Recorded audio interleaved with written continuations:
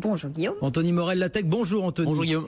Alors on va aller en Suède. Ils sont 3000 Suédois en ce moment à avoir sous la peau une puce électronique qui leur permet aussi bien d'ouvrir la porte de leur bureau que de payer au supermarché ou de valider leur billet de train. Voilà, un plan électronique inséré à l'intérieur de la main.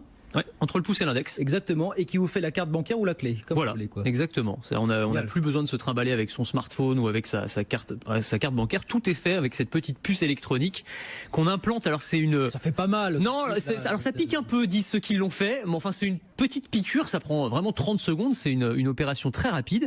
Et donc ils se font implanter réellement une puce électronique. On appelle ça des body hackers. C'est-à-dire ils transforment leur corps en fait avec de l'électronique. Bon. Et donc ils vont pouvoir, comme le fait cette dame qu'on voit à l'écran pour ceux qui nous regardent sur BFM Business, badger à sa salle de sport. On peut prendre le train aussi. Il y a la compagnie ferroviaire suédoise, l'équivalent de la SNCF, qui s'appelle SJ, accepte maintenant ces puces électroniques comme billets dans les trains. Donc en gros, quand le contrôleur passe, vous approchez votre main et c'est la main qui bip. Enfin, ça va jusque là quand même. Et puis effectivement, on peut s'en servir aussi pour payer au supermarché ou comme carte de fidélité.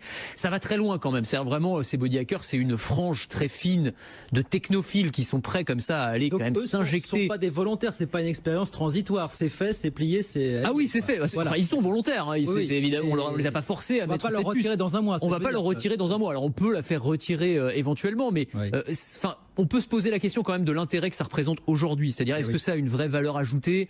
On gagne un petit peu en confort, on n'a plus besoin de sortir sa carte ou son smartphone. Mais enfin, est-ce que le jeu en vaut la chandelle? J'en suis pas sûr. D'autant qu'il y a des interrogations, y compris médicales. On ne connaît pas vraiment les conséquences à long terme que peuvent avoir comme ça l'injection d'un corps étranger à l'intérieur de la main. Et apparemment, il y a plus d'entreprises qui proposent de remplacer là aussi le badge d'accès électronique par une puce insérée. Oui, alors ça va encore plus loin, mais effectivement, il y a des entreprises, alors en Suède, mais aussi en Belgique, aux États-Unis. La dernière, c'était une entreprise qui s'appelle Three Square Market, entreprise américaine qui propose effectivement, à la place d'avoir un badge, vous avez là encore une puce électronique qui va servir à badger, à ouvrir certaines portes, à utiliser la photocopieuse, à payer son sandwich ou son café à la machine. Là encore, c'est sur la base du volontariat. Alors moi, c'est des chiffres qui m'ont étonné dans cette entreprise, donc qui est une PME. Il y a 80 salariés auxquels on a proposé cette puce et il y en a 50 qui l'ont accepté. Je trouve ça énorme. Je pense pas que si on proposait ça dans la rédaction, il y aurait 2/3 des personnes qui accepteraient. Donc ça m'étonne beaucoup.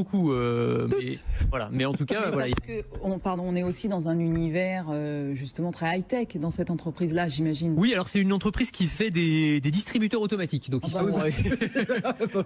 se transforment en distributeurs automatiques. Ouais, c'est ça. Mais bon, voilà. En tout cas, il y a un intérêt certain pour ces technologies qui, encore une fois, pour l'instant, à mon sens, ne servent pas à grand chose. Si même vous le dites. Non, mais c'est ça. Mais à terme, ils imaginent qu'on pourrait intégrer, par exemple, ça peut être un passeport, par exemple, quand on voyage, on n'aurait plus besoin d'avoir son passeport, tout serait intégré directement dans la main. Avec des puces qui s'inséreront et se retireront peut-être plus facilement. Enfin, éventuellement.